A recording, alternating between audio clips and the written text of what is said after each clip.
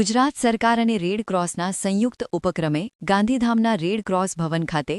મીડિયાકર્મીઓ માટે health checkup કેમ્પનું આયોજન કરવામાં આવ્યું હતું.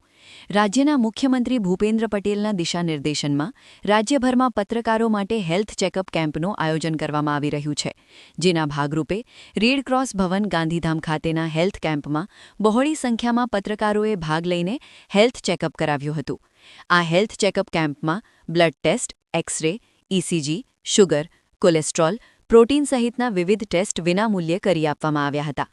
ગાંધીધામ ખાતે આયોજિત હેલ્થ કેમ્પમાં જિલ્લા કલેક્ટર અને Kutch red ક્રોસના president Anand Patel, red cross શાખા કચ્છના chairman Dhaval Acharya, red ક્રોસના treasurer Sanjay Upadhyay તેમજ સેક્રેટરી મીરા સાવલિયાનો વિશેષ સહયોગ પ્રાપ્ત થયો હતો.